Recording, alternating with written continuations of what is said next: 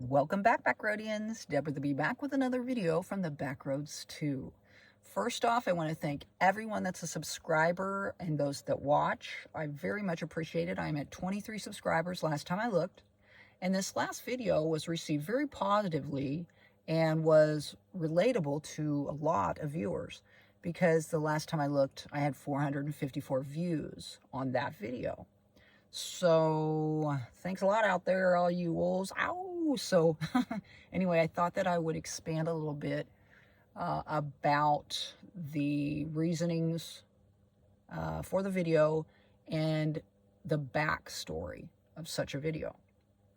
I am also in need of a shower. I know I don't look my best, but there's rain in the forecast right now at this lake that I'm at. And where I'm going to go take the shower, it's literally pouring right now. So I'm kind of waiting until the afternoon to move to that area to take my shower and then maybe do a little bit of shed work with the weather being a bit cooler today. So onward and upward. So I wanted to talk about a little bit more and expand about this last video. I was going to, and I'm not sure if I will, but I was going to title this video, I'm No Angel, or Am I? And the reason why I wanted to title the video that is because oftentimes before we decide to become a lone wolf, we might have been a different person in a past life. And not just your past life, say spiritually, okay? Because a lot of times, spiritual people will say that whatever you were before, like say if you were an asshole to another person, that sometimes it's related to past life where that other person was an asshole to you in that life. You know what I mean? It's like karma coming back to you. And maybe so. But let's say that you were an asshole in the past. And oftentimes the way that we're formed has a lot to do with the environments that we're in. Not all the time. Some people are more angelic than others when it comes to their allowing a toxic environment to form them. But let's say that you had a toxic environment that formed you to be a bit more toxic, and that's kind of the way you were in the past. And, you know, a product of an environment, let's say, right? Or those around you, your caregivers, or those that influenced you, all right?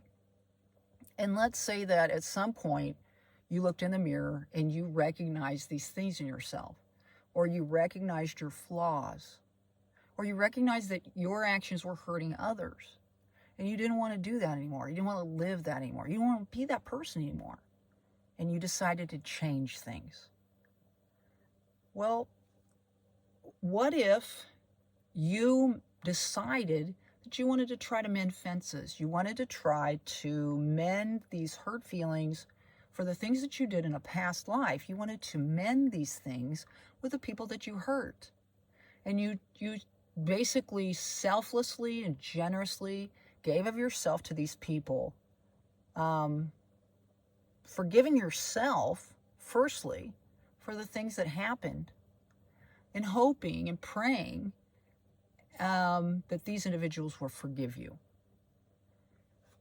Now, oftentimes within this situation, these people that perhaps you hurt respond to you in ways that are very hurtful to you now, right?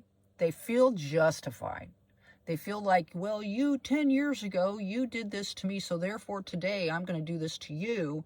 You can't say anything about it, and I'm just going to keep doing it because you're not responding. You're not saying, don't treat me that way, or I won't stand for that. You're not doing that. You're just absorbing it because in a sense you feel guilty and you feel like maybe you deserve it, but you don't. Because at a certain point you have to decide whether continuing to mend a fence, right? If you continue to do that and it's not working, it's almost like, I'm here in Kansas, right? So let's say that I'm out in the field somewhere and I'm trying to mend a barbed wire fence, because a lot of times there's barbed wire, not electric fences all over the place, but barbed wire fences. and you're out there mending a barbed wire fence. And after a while, you just keep trying to mend this fence, and this barb on this wire keeps poking you. And pretty soon it gets infected.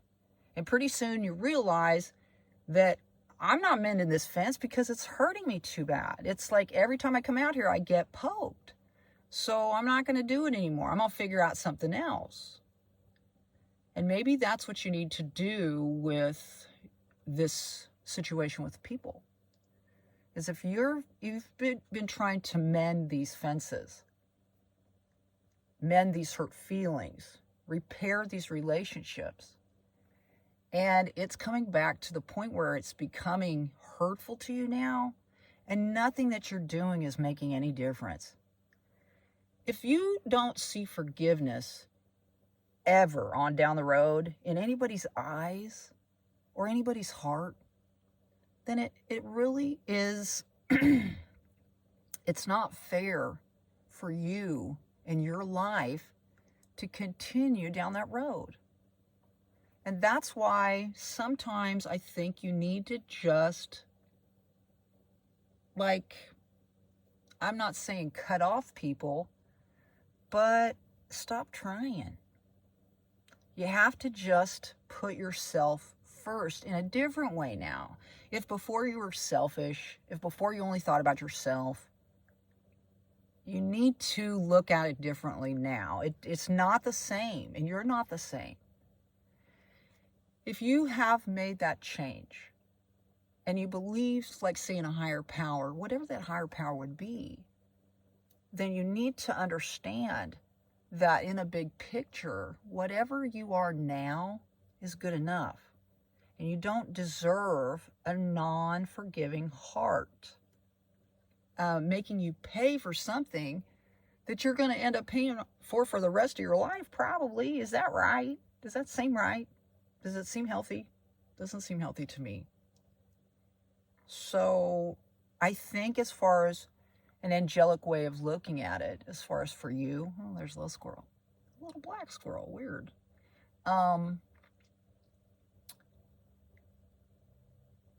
It is to forgive that individual, well, basically for not forgiving you, forgive yourself, and move on.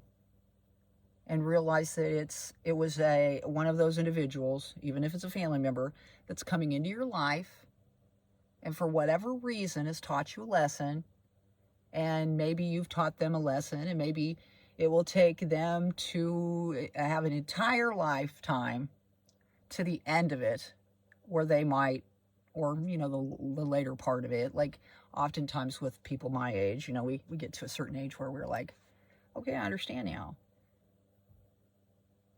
At that point, maybe they'll understand. Oftentimes, a person has to pass over before someone sees them in a different light, and that's okay, because that's the way life is, sadly. But if you became a lone wolf, I was going to say lone ranger,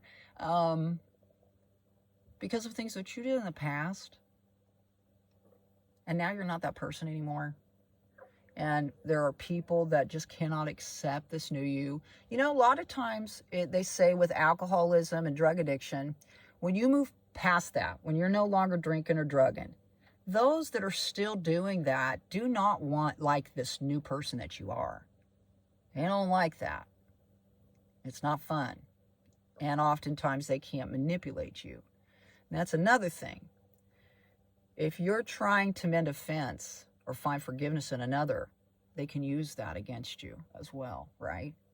So anyway, I thought I would kind of expand a little bit. I'm running out of time. So anyway, I hope this video helped you as well.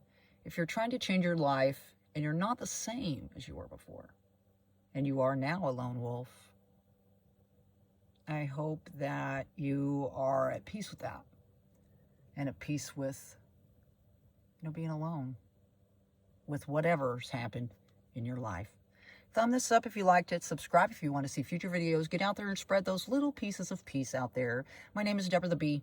Thanks a lot for being here. We'll see y'all on down the road.